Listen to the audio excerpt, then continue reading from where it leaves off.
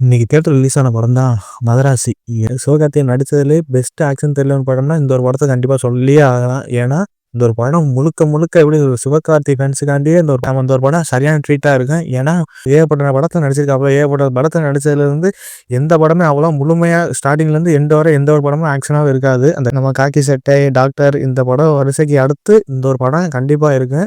AR Murugadoss நம்ம சிவகார்த்திகேயன் வச்சு இந்த படத்துக்கு ரொம்ப கம்பேக் குடுத்துருக்காப்புல. நம்ம படம் பார்க்கும்போது நமக்கு அப்படிதான் தெரியும். ஏன்னா, இந்த படத்தோட கதை என்னன்னா, கதைன்னு அவன் மேலோட்டமா பார்த்தா நம்ம சிவகார்த்திகேயனுக்கு வாழ விருப்பமே இருக்காது. சாக போறாப்புல. சாக போகும்போது திடீர்னு பார்த்தா எதிர்பாராத விதமா நம்ம விஜய் மேனன ஒரு பக்கம் சந்திக்கிறாப்புல. சந்திக்கும்போது சொல்றது அவரு ஒரு ஏகப்பட்ட பிரச்சனையில இருக்காப்புல. என்னன்னா, துப்பாக்கி கடத்தல். இது மக்கள் கை யாருக்கும் போகக்கூடாது அப்படின்னு நினைக்கிற நம்ம விஜய் மேனன். நம்ம சிவகார்த்திகேயன் ஒரு பக்கம் இந்த இந்த ஒரு மிஷினுக்குள்ள நுழைஞ்சிராப்புல. நுழைஞ்சதுக்கப்புறம் நம்ம ஹீரோயின் ருக்மணி ஒரு பக்கம் இந்த ஒரு மிஷினுக்குள்ள மாட்டிடுறாங்க. இதுக்காக எதனால இந்த பிரச்சனைக்குள்ள நுழைஞ்சாக வச்சாக இதுதான் இந்த ஒரு படத்தோட கதையா இருந்துச்சு.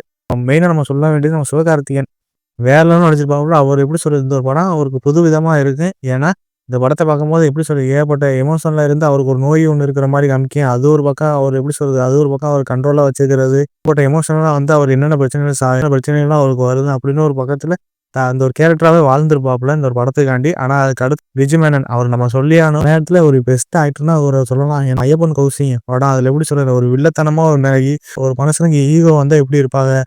அந்த ஒரு படத்துல நடிச்சு இந்த ஒரு படத்துக்கு நம்ம தமிழ் சினிமால இந்த ஒரு படத்துல நடிச்சிருக்காப்புல. நம்ம அதுவும் சிவகார்த்திகேயனோட நம்ம 2 ஆக்டிங்கும் சொல்லி ஆகணும். ஏன்னா மிரட்டி விட்டுருப்பாங்க.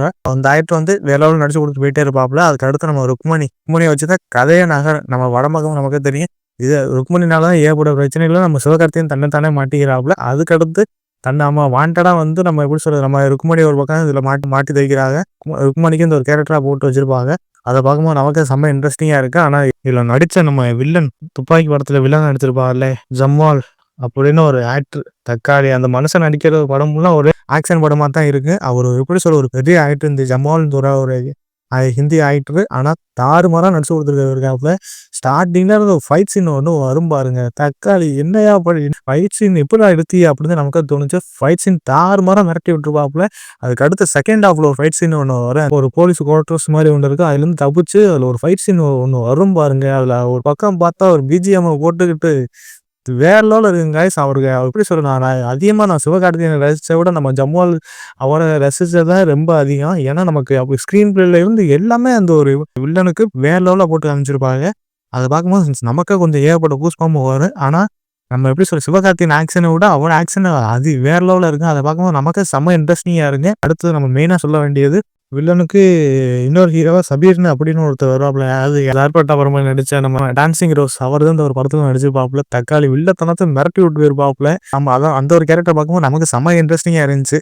மெயினா நம்ம சொல்ல வேண்டியது நம்ம அனிருத் இந்த இந்த ஒரு படத்தை நமக்கு பார்க்கும்போது எப்படி சொல்றது பாட்டுக்கு அவ்வளவா முக்கியத்துவம் கொடுக்காம பிஜிஎம்முக்கு அதிகமாக முக்கியத்துவம் கொடுத்துருக்காப்புல அனிருத். சிவகார்த்திகேயனுக்கு இந்த ஃபைட் சீன் வரும்போது ஒரு மதராசின்னு ஒரு எப்படி ரேப் ஒன்று போட்டிருப்பாப்புல. அது பார்க்க செம்ம சூப்பரா இருந்துச்சு. அதுக்கப்புறம் நம்ம வில்லனுக்கு பிஜிஎம் நீ தியேட்டர்ல போய் உட்காந்து பாருங்க. ஏன்னா வில்லத்தனனுக்கு அந்த நம்ம ஜம்வாலுக்கு வேற லெவல்ல பிஜிஎம் போட்டு மிரட்டி விட்டுருப்பாப்புல. அது பார்க்க செம சுவாரஸ்யமா இருந்துச்சு. அதுக்கு அடுத்து நம்ம சினிமா போட்டோகிராஃபி சுதீப்னு ஒருத்தர் தக்காளி எப்படியா எடுத்த ஒவ்வொரு ஃப்ரேம் பார்க்கும்போது நமக்கே வேற லெவல்ல இருக்கு. லாஸ்ட் சீன்ல ஒரு ஃபைட் சீன் ஒன்று வரும். எப்படி அதெல்லாம் எடுத்து அப்படின்னு நமக்கு தோணும். ஏன்னா இந்த ஜம்முவல் ஆயிட்டு ஒரு பக்கம் இந்த போலீஸ்ல இருந்து தப்பிச்சு வரும்போது வேற லெவல்ல காமிச்சிருப்பாப்புல. அதெல்லாம் பார்க்கும்போது யார் அந்த கேமராமேன் அப்படின்னு நமக்கே தோணுச்சு. அதுக்கப்புறம் நம்ம மெயினா நம்ம சொல்ல வேண்டியது முருகதாஸ் நாள் கழிச்சு சிவகார்த்திகேயனை வச்சு ஒரு கம்பேக் ஒன்று கொடுத்துருக்காப்புல. இந்த மாதிரி ஸ்டார்டிங்ல இருந்து எந்த மாதிரி நல்லா விறுவிறுப்பா கொண்டு போகணுமோ அந்த அளவுக்கு வேற லெவல்ல கொண்டு போயிருக்காப்புல. கண்டிப்பா நம்ம முருகதாஸ் சார் இதுல ஒரு கம்பேக் ஒன்று கொடுத்துருக்காப்புல. அது போல ஒரு பக்கத்துல ஒரு சீன் ஒன்று நடிச்சிருப்பாப்புல. அதை பார்க்கவும் செம்ம இன்ட்ரெஸ்டிங்கா இருந்துச்சு. முதல்ல இந்த ஒரு படம் எப்படின்னா ஒரு எப்படி சிவகார்த்திகேயன் ஃபேன்ஸுக்கு கண்டிப்பா பிடிக்கும். மித்த ஜென்ரல் ஆடியன்ஸுக்கு அந்த ஒரு படம் பிடிக்குமா என்னன்னு நமக்கு ஒரு பக்கம் டவுட்டு. நான் பார்த்தாலும் எனக்கு ஓரளவுக்கு ஓகே அப்படின்னு நமக்கே தோணுச்சு. ஃபர்ஸ்ட் ஹாஃப் ஏஆர் முருகதாஸ் எப்படி கொண்டு போவாப்புல நல்லா விறுவிறுப்பா கொண்டு போவாப்புல. ஆனா செகண்ட் ஹாஃபும் நம்ம எப்படி சொல்றது ரொம்ப ஸ்லோவா செகண்ட் ஹாஃப் கொஞ்சம் போரிங்கா போற மாதிரியே இருக்கு. ஆனா லாஸ்ட் ஒரு 30 மினிட்ஸ் வேற லெவல்ல இருக்கு. பார்க்க நமக்கு ஓரளவு ஓகே மாதிரி தான் இருந்துச்சு. மித்தபடி எப்படி சொல்றது சண்டை காட்சியில் அதிகமாக விரும்புகிற ஃபேன்ஸுக்கு கண்டிப்பா அந்த ஒரு படம் பிடிக்கும்.